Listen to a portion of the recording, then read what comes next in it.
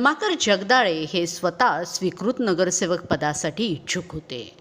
त्यांनी पैशाची ऑफर दिली, पण मी ती नाकारली. म्हणूनच माझ्यावरती हे अनेक आरोप केले जात असल्याचा मैनुद्दीन बागवान यांनी पत्रकार परिषदेमध्ये त्यांच्यावरती आरोप केलेला आहे.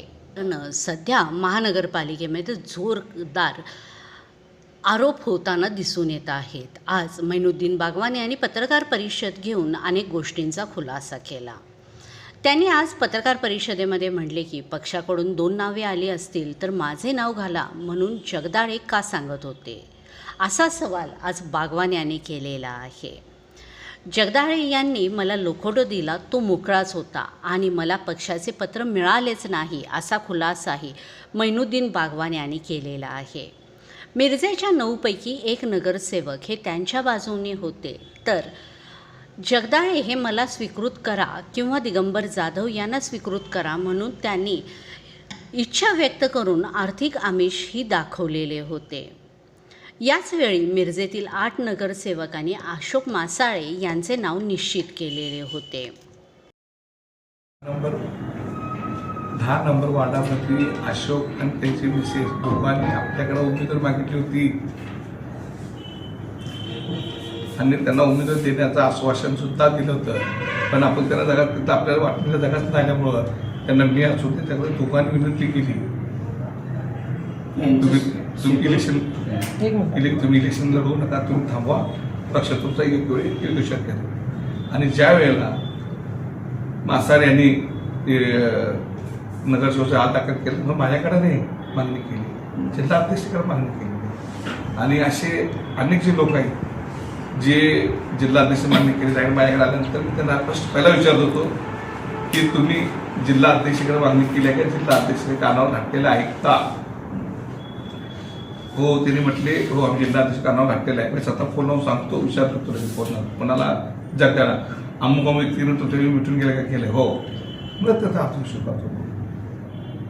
मग तुम्हाला आर्थिक कन्वर्ट केलेलं असं आरोप केलं जाते, बदनामी करत.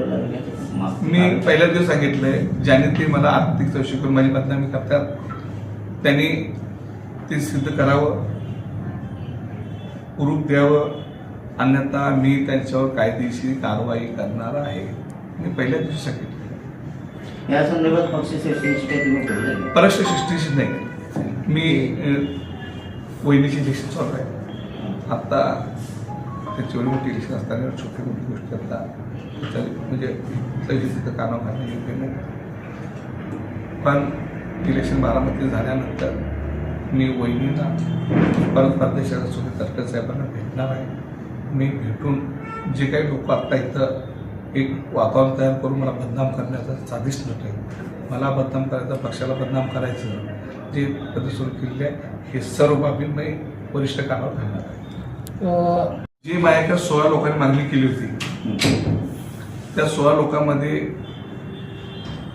मासाचं नाव होतं, बरेच नगरसेवक नाव होतं. एकमेकाशी चर्चा करत करत करत कोण हिच्या नावावर येत, कोण तिच्या नावावर करत मग सगळ्यांचं मत अशोक मासाच्या नावावर एकमत झालं. एकमत होत असताना अशोक मासाळ यांच्या नावावरती कोण कोण तुमच्यासोबत होतं? किती नगरसेवक तुमच्या बाजूने होते तर किती नगरसेवक त्या नावाच्या विरोधात होते? माझ्या माहितीप्रमाणे यांनी जे आग्रह धरला होता 2 नावासाठी, दिगंबर जाधवसाठी, तर त्याच्यासाठी एकाच नगरसेवकाचा आग्रह होता आणि दिगंबर जाधवसाठी कुठल्याच नगरसेवकाचा, त्याच्यासाठी एक नगरसेवकाचा आग्रह होता.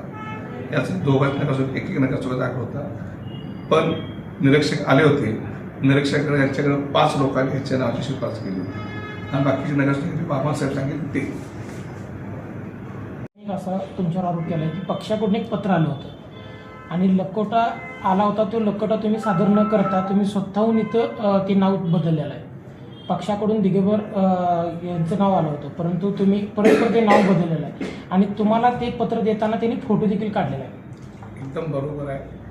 त्यांनी मला एक पाकिट आणून दिलं, फोटो काढला आणि भैया आत येत चला म्हटलं, पाकिट घेऊन गेले स्वतः. आत आम्ही बसलो, तो आपण सर्व नगरसेवक आले, संजय काका आले, त्यांची साधक म्हणून चर्चा झाली आणि चर्चेतून 2 नाव काढली. अशोक मासाळ यांचं नाव कसं